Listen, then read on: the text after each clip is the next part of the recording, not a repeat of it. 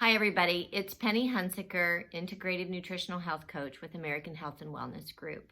And today we're bringing you a video about emotional eating.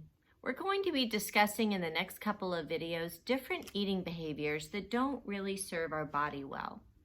Now, I do want us all to approach this topic with a lot of self-love and non-judgmental, and pursue it with curiosity about how we can better love the bodies that we're in and eat to feed it well. I also want to acknowledge that there are serious issues around behavioral eating, for instance, like an eating disorder, and no one should feel ashamed about that. We are all looking for ways to cope with stress in life. But if you identify that maybe your eating habits are out of normal, it wouldn't be a bad idea to get in touch with a professional, and don't be ashamed about it. Just be aware that you might need to talk to somebody. Acceptance is that first key. So let's talk about emotional eating habits. So I think that a lot of us would consider ourselves emotional eaters, especially during times like this. So let's answer these questions and find out, am I really an emotional eater, or does that just happen once in a while? So answer these questions with me and see how many you can say yes to. So do you eat when you feel stressed? Do you eat when you're not hungry or you're full? Do you feel better, like it's self-soothing to eat? Do you see food as a friend and something that you turn to often for comfort? Do you reward yourself with food? Like, had a great day at week, it's time to have such and such. And does food make you feel safe, like food is your friend? And do you feel powerless over food, like food has more control over you than you have over the food? So when we look at this, we need to remember that emotional eating doesn't come from real hunger. It's actually a lack in some other area of our life, and we're using food to fill that up. So to begin to unwind the cycle of emotional eating habits, we have to first look at the difference between the two hungers.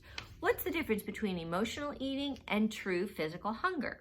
Well, I can tell you that emotional hunger comes on very suddenly, where physical hunger comes on very gradually. And the emotional hunger wants to be satisfied immediately. I need chocolate now. Where true hunger can wait, and it also considers its options. Different from emotional eating, where you know specifically what you want. I want something salty, or I need chocolate.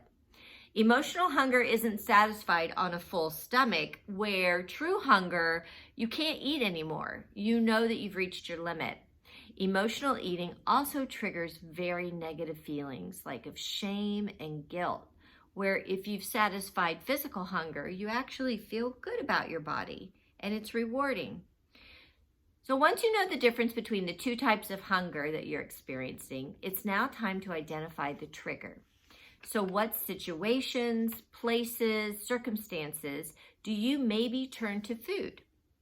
For instance, stress is a real common one. When people are stressed, they are going to crave more carbohydrates. That's why we'll talk about replacements for stress. Stuffing emotions down. Like maybe you can't express everything you want to say. So the old adage where you just sit with a carton of ice cream with a spoon and just kind of stuff your feelings down with ice cream. Then there's also boredom, which a lot of us can face right now. We'll talk about how to fix that. And it kind of comes from a place of emptiness, from human contact. And what can we do to replace that so we're not eating out of the emotion of boredom? Then childhood habits. For instance, many people grew up with every day after dinner, you had dessert, but maybe that's not serving us well anymore. And also social influences. Have you ever gone to a party or out with friends and you're really trying to eat clean, but it's so hard and then boom, it's like you wiped it out. So now that we've identified the difference between the two hungers, we've identified some possible triggers, let's talk about ways that we can unwind that cycle of emotional eating. One is food journaling. Now, again, what you're pursuing here is not perfection. We're never going to be perfect. What you're looking for is progress and awareness. If you become aware of that you're emotionally eating, that's progress. That's a success. So journaling actually helps us be more mindful. When we journal, we'll remember what we've eaten more than mindlessly eating.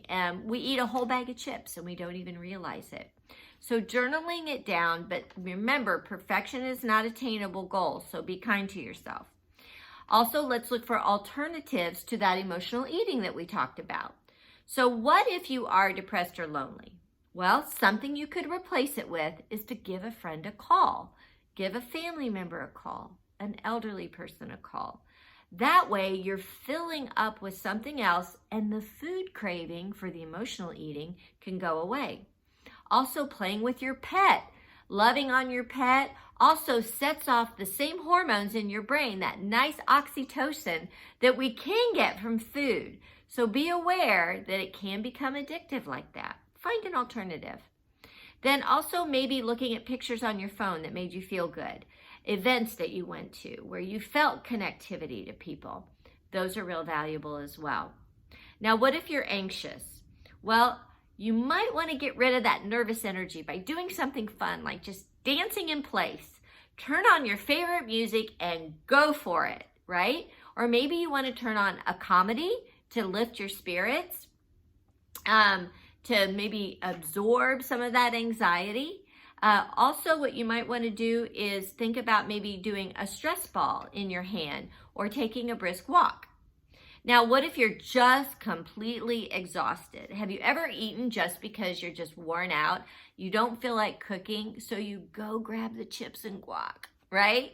So if you're exhausted, treat yourself to a hot cup of tea, take a bath, light some candles, or wrap yourself in a warm blanket, or do something that's very comforting. But if that's what you're seeking because you're exhausted, food is not going to really make you feel better. It's unsustainable. Also, if you're bored, that is really common in the environment that we're in right now. We need to find something to replace the eating and the watching TV all the time, right? So if you're bored, maybe puzzle books or reading a good book. I actually just bought a new book. So I'm going to leaf through it so I'm not tempted to run to the pantry when there's nothing to do on the weekend, right?